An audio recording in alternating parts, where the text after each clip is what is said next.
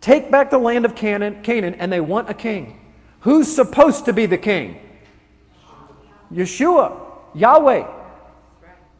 He was supposed to be the king, and we were supposed to be the priests. It was the Feast of Pentecost, my friends. It was Shavuot, when the commandments came down, and the Spirit was supposed to be next. And it wasn't even 10 commandments into... Does anybody know where Moses was when the 10 commandments was given? Was he on top of the mountain or the bottom? He was on the bottom with the people, hearing the commandments. 1, 2, 3, 4, 5, 6, 7, 8, 9, 10. Was he supposed to stop? Who stopped the voice of the living God?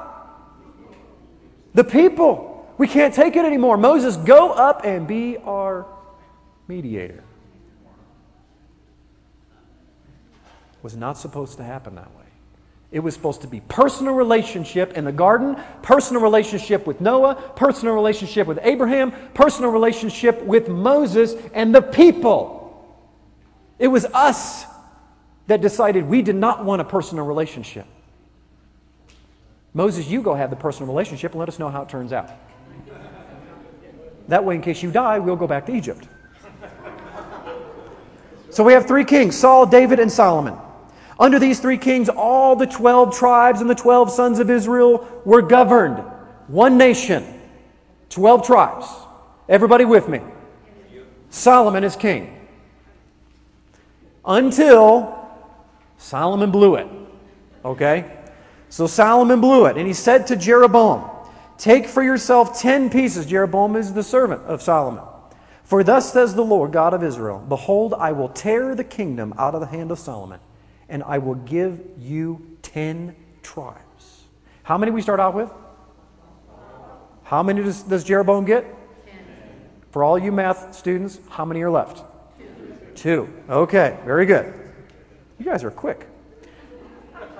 Because they have forsaken me and worship Ashtaroth, the goddess of the Sidonians. Ashtaroth, by the way, for those of you that have never heard anything about this before, this is a hidden term, but if you follow the etymology of the word Ashtaroth, okay, it is the anglicized word is Ishtar, which is pronounced in English Easter.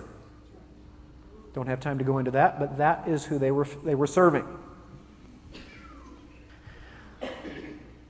And have not walked in my ways to do what is right in my eyes and keep my statutes and my judgments, as did his father David.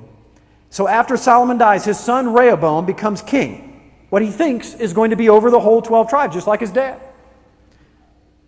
And is reigning from Jerusalem in the south. Jerusalem is in the southern part of the nation of Israel. Like all the kings before him. Rehoboam would... Here's the problem. It's always about taxes. Do you realize this? From whatever, it doesn't matter what, you pick a timeline, it's always about taxes, okay? It's never mind. Rehoboam would not repeal the heavy taxes of his father Solomon from the tribes in the north. So what did the 10 tribes do? They seceded from the Union. Now we're going to be in Texas in January. I've been to Texas. It's a big state. It's the most proud state I've ever seen. Even when I was in the hotel and had a waffle, it was in the form of the state of Texas. I mean, these people are proud of their state. Seceding from the Union is not a big deal. They were their own country once, they'll do it again. You don't mess with Texas. You guys are definitely not from Texas. You come to the conference in Texas when I do that, and you won't be able to hear for a week. The kingdom is split. The 10 tribes in the north were called the house of Israel. Okay? Because Joseph was the primary, Ephraim was the primary leader of that tribe. He got the double portion blessing. He was the leader. The 2 in the south were called the house of Judah. Most of you know this, because Judah was the dominant tribe of the 2 main tribes in the south. They were warned because of their continual breaking of the covenant that was given to Adam, then Noah, then Abraham, and finally written down through Moses. They were taken captive by the king of Assyria in 722 BC. Judah also played the harlot and was taken into captivity not too much longer later, into Babylon for 70 years. Now, here's the interesting thing. When they were allowed to come back, Israel did not come back. But most of the house of Judah did come back. So for those of you that have never heard anything like this before, I'm going to explain to you why, when I say Israel in the world today, every single person thinks of either the country or the Jewish people. Is because only one tribe came back. So Judah, Judites, Jews. Anybody see a connection? The reason why Israel is made up of primarily of the Jewish people today is because it's the only tribe that exists today in a form that we can see. But all that's going to change.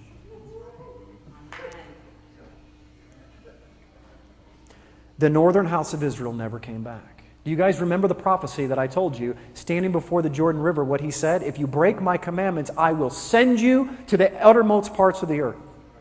And at the end of time, I will bring you back. The reason why Judah exists today and Israel, the house of Israel, does not is because this. The 10 tribes were taken into captivity and dispersed all over across Assyria. Over time, they assimilated into the nations, and they became as Goyim, Gentiles. But they still maintained their identity. Some of you are confused about that. They did not assimilate to the point where they completely lost their identity. We know that from Josephus, that most of the 10 tribes and the 12 tribes did exist in the first century. It was the process. They were in the process of losing their identity, you see. They still kind of knew where they were at. James says, I write to the 12 tribes scattered abroad. Clearly they knew where they were at. But they were beginning the process of losing their identity. Israel is divorced, my friends. This is the problem. This is the great mystery of the Scriptures, is this. Jeremiah chapter 3, verse 8 says, Then I saw that for all the causes for which the backsliding Israel had committed adultery, I put her away and gave her a certificate of divorce. He's talking about the northern 10 tribes. That's why they got taken into captivity, because they whored against they broke the covenant. They are Adam. He kicked them out of the garden again. But he says, I'm going to... See, the problem is the angels are up there, and they're watching this happen. And Yahweh just divorces His people. And a gasp happens in heaven, I would surprise. And what? Can't happen. Because the prophecy says that His bride is Israel, and at the end of time, He's gonna be with them. But He can't. Because the law of God says that if a woman commits adultery and a husband puts her away and gives her a certificate of divorce, and she marries another man, and then that man divorces her, she can't go back to the original husband by law. So the angels are incredibly confused. Because Yahweh just divorces His bride, but in the same breath says that I'm going to marry them. They're going, who wants to tell Yahweh that He wrote a law saying that He can't do that? We've got to solve that problem. He will. I mean, some of you that have never seen this, when you see that at the end of this presentation, it's going to blow your mind. By New Testament times, most still knew which tribe they were from, but